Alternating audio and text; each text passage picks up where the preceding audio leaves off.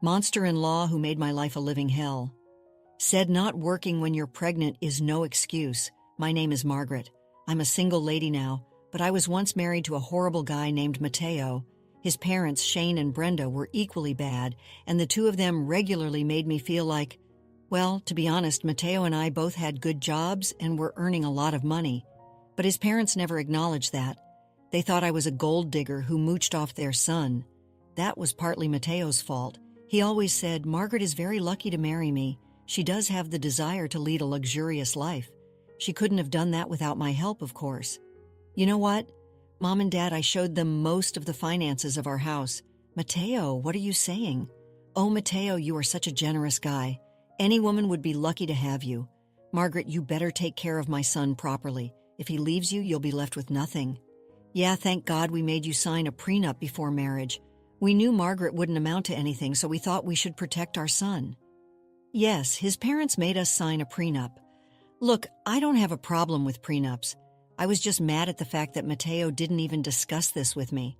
He always told his parents that I earned way less than him and depended on him for everything, so they assumed I was a gold digger. Mateo always told me to go with his lies because his family would look down on him if they found out that I earned more than him. I loved Mateo and didn't want him to feel humiliated, so I put up with the insults.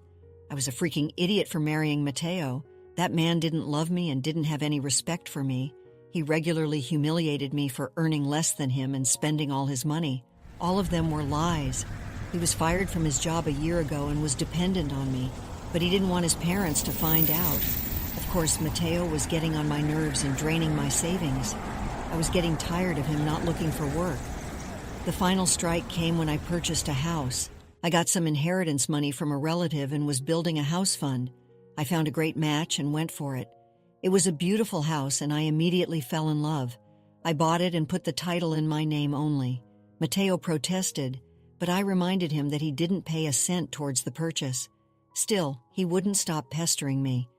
What put me over the edge was what he told his parents at a family dinner. We were having a good time until his parents decided to talk about the house. So I hear that you two have bought a big house. I went to see the house before you guys moved in. It's truly one of a kind. Did you two already move in?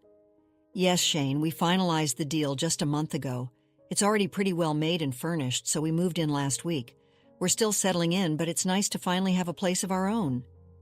So, did you two buy the house jointly? I don't see how your meager salary can buy such a big house, Margaret. I guess my son paid most of the money. No, Mom, you're wrong. I didn't pay most of the money. At this point, I thought that Mateo would rectify his parents' mistake and tell them that the house belonged to me. I expected him to tell them that I was the one who paid in full and owned the house. But what he said next absolutely blew my mind. He said, actually, I paid for the entire house. My job has been going so well that I could save up a lot of money, so I thought I might as well buy a house in my name. See, I knew it. My son is so successful that he bought a huge house all by himself. God, I'm so happy for you, Mateo. Oh my God, I'm so proud of you, son. It must have been a huge feat to buy your own house. You have reached the peak of success, my son. I'm so happy for you. Brenda and Shane kept congratulating Mateo and completely ignoring me. I tried to get Mateo's attention, but he was intentionally avoiding meeting my eye. I was getting pissed by what I witnessed. I controlled my anger because I didn't want to shout at him in front of his parents. However, as soon as we left, I said, "What the hell was that, Mateo? Why did you tell your parents that you bought the house all by yourself when you didn't spend a penny on it?" Relax, Margaret. I told them to make them a little happy. I don't want them to suspect that I lost my job. They'd be extremely disappointed. What else was I supposed to do? You could have said that we went 50-50 on the house, but no, you took all the credit for buying the house. I feel humiliated and cheated, Mateo. This is very unfair. Look, what's done is done. I'm not going to go back and correct myself. I won't humiliate myself like that. Who cares what my parents think? Let them be. So he had no problem humiliating me, but he wouldn't do that to himself for the truth. That day, I realized something. Mateo had completely changed after our marriage. He no longer cared about me or my feelings. He was mooching off me for the last year and wasn't showing any signs of getting a job again. I was getting tired of shouldering all the family expenses. He was even fighting with me to put his name on the house title as well. Somewhere in my mind, I could understand that he was using me. Still, I was on the fence about what to do. That was until something more drastic happened. The next evening, I was making myself a snack when suddenly I heard the doorbell ring. I was curious to see who was visiting because there was a lot of commotion at the door. Mateo hurried downstairs and opened the door with a look of uneasiness. I was shocked to see his parents at the door with all their stuff. His parents were smiling and laughing with Mateo while they brought their things inside. Before I could ask what was going on, I heard them say, "Mateo, we got all our stuff here. We packed our things as soon as you told us that we could stay here. You are the best son ever, Mateo. We knew we raised you right. When you told us to come stay at your new house, I told all of my friends what a great son you are. We're so proud of you." "I'm glad to make you proud, Mom and Dad." "It's nothing. You guys were right. You need to stay with us since I bought such a big house with plenty of room to house you for free," Mateo replied. My mouth was hanging open as soon as I heard that. In no alternate universe did I ever approve of Mateo allowing his parents to stay in my house. I could see that this house charade had gone too far. Still, I didn't want to confront Mateo in front of his family. There was no way his parents were living in my house, that was for sure, but I was trying to find a way to deal with the situation gently. They continued to make castles in the air. God, it is so nice to finally live in a big house. We were getting cramped up in the old place. I'm so proud of my son for being this successful. This house is truly magnificent. Yeah, he said that this place has 4 bedrooms. Imagine that, Brenda. Oh my God, yes, 4 freaking bedrooms. We will take the biggest room out of all of those. It would be my dream come true. Come on now, Mateo. Show us which is the biggest and best room. We can't wait. Why don't you two just wait here while I have a chat with your son? I'm sure he has a lot of explaining to do, I said. Mateo looked panicked when I said that. He started to look at everything except me. He knew that he was in deep trouble. I was already getting very angry at my in-laws' sudden arrival. Their demands for the biggest room also pissed me off beyond imagination. Mateo could tell that this wasn't going to end well for him, so he decided to be a coward and hide behind his parents. He said, "Why do we need to talk in private? Since my parents will stay here from now on, we can just talk in front of them. I don't think it'll be a problem." "Uh-huh. Are you sure about that, Mateo?" "Well, I don't mind discussing this in front of your parents if you don't. I have no problem as well, Margaret. Go ahead and tell me what you want." "You know what I'm going to say, Mateo. Your parents won't be living here. I won't allow this to happen. You didn't even consult me before inviting them over. How do you think this is okay?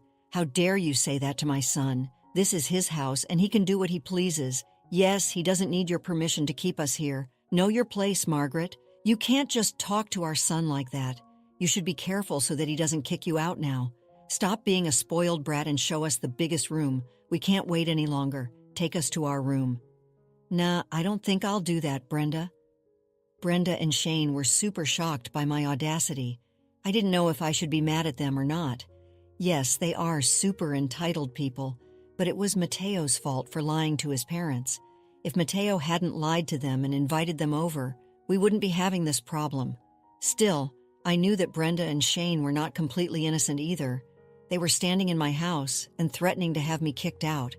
I don't know how I can look past that. Hey, pause for a moment. Would you care to support us? Like this video and subscribe for more. Now let's dive back into the story. What do you mean, Margaret? If you don't show us the room, Mateo will. Our son has promised us that we can have the biggest room. We left our rented apartment because of that. Yes, we came here today because Mateo promised to take care of us. Our son is such a good man that he knows how to take care of his parents. He was the one who invited us over to stay in his new house. That's why we ended our lease early. Well, in that case, you have made a huge mistake, Brenda and Shane. I don't think you can stay here at all, let alone get the biggest room. How dare you, Margaret? We don't need your permission to stay here. My son will show us our room. If you don't, this house is not yours, so you can't dictate whether we can stay here or not. You have that wrong, Brenda. I guess Mateo hasn't told you yet. This house belongs to me and not him, so you won't be getting the biggest room. You will have to do with the streets instead. What? That's impossible. Mateo has told us already that he bought this house. You're telling lies. Is that so, guys? Then why don't you ask Mateo and find out the truth? I'm sure he'll clear everything. Damn right we will, Margaret. Mateo, tell your wife that she's being a lying witch right now. Yeah, Mateo. Tell her that you own the house. You have said so yourself. Both Shane and Brenda expectantly looked at Mateo to tell them what they wanted to hear. Again, I don't blame them because it was Mateo who lied to his parents. Mateo was looking down at his feet and not saying anything. Slowly, it dawned on his parents that there was a possibility I was speaking the truth. They still couldn't believe it completely. I mean, all this while they thought that I was a gold digger with a bad job and their son was a hardworking and successful man. Mateo, why are you not saying anything? This house belongs to you, right? That's what you told us. Why are you being so quiet, Mateo? Tell her that she can't kick us out. What will he say, guys? He's been lying to you all this while. I can even show you the property papers that say I am the sole owner of this house. That can't be true. You work a simple job and don't have a lot of money. My son has a huge income and can afford this house. There is no way that this house is yours. Correction, Brenda. Your son had a huge income. He also didn't tell you that he had been fired from his job a year ago. Since then, he's been living on my income. And for your information, I have a very good job. Just because I don't show off doesn't mean I'm a poor woman. Oh boy, you guys should have seen the expression on Shane and Brenda's faces when I revealed the truth. They were dumbstruck by my words. Mateo, as usual, was still watching the floor, refusing to meet his parents' eyes. His parents kept asking him to confirm what I said was the truth. He didn't utter a single word until I said, "Okay, that's enough drama for a single day. Shane and Brenda, I've entertained you two in my house for long enough. It's time you take your things and leave. Margaret, you can't just kick my parents out like that. They broke their lease to come to stay with us. They have nowhere to go right now. Now you can't just put them on the streets." I can and I will, Mateo. They didn't consult me before making these horrible decisions, and you didn't think of taking my input before assuring them a place at my house. Look, this might be your house, but I'm also your husband. If I say my parents will stay here, they will stay here. You can't kick them out. That's right. This is also my son's house right now. Everything that belongs to you also belongs to him, so you can't kick us out. No, Brenda, I can kick you out. And don't worry about Mateo because he will be kicked out with you, too. Now, Mateo, since you're still married to me, I will make a nice eviction notice for you, and I will make sure you won't stay married for long. What do you mean, Margaret? Are you going to divorce me? Yes, my dear husband, I'm going to divorce you. I'll call my lawyer tomorrow and set up an appointment. I'm sure we will be able to serve you by next week. Mateo immediately panicked when I mentioned a divorce. He looked pretty pissed off and acted like I couldn't do that to him or something. His anger also set me off, but I controlled myself. I wouldn't stoop to his level. He said, "You can go divorce me, Margaret. If you do, I will take half the house and claim alimony from you." How do you plan to do that, Mateo? Have you forgotten the prenup that you and your parents made me sign? Do you want me to remind you what it said? Mateo was now suddenly reminded of the prenup that we had signed before we got married. It clearly said that under no circumstances could we ever claim alimony from each other. It also said that our private assets would stay ours and wouldn't be divided in case of a divorce. Back then, Mateo and his parents made me sign this prenup to protect Mateo. They never imagined that Mateo would end up being the one on the losing side. His parents had so much faith in his ability to succeed that they forgot what fate could do to people. Now they understood the implications of the prenup. Suddenly their entire demeanor changed. Now we don't have to jump to a divorce right away. We can all sit down and have an adult conversation about this. Yes, Margaret, let's just calm down and talk this out. I'm sure we might arrive at a compromise that will be beneficial for everyone. I don't care what would be beneficial to you guys. I refuse to be the cash cow for you, Mateo. And I refuse to let your parents take advantage of me after how badly they treated me. That was in the past, Margaret. Many years have passed since then. I'm sure you can look past that now. It was a very minor issue. You and your wife just threatened to have me kicked out because I refused to house you, and that happened just a few minutes ago. There's no use making excuses for being pleasant to me now. You and Brenda need to leave before I call the cops. I would prefer if Mateo leaves as well, but if he needs an eviction notice, he will get that soon. Mateo, Shane, and Brenda then started to beg me to change my mind. Those two idiots had ended their lease because they wanted to move in with us. Mateo thought that he would somehow convince me to play along like I did in the past. He had no idea that I would stand up against him and stop being a pushover.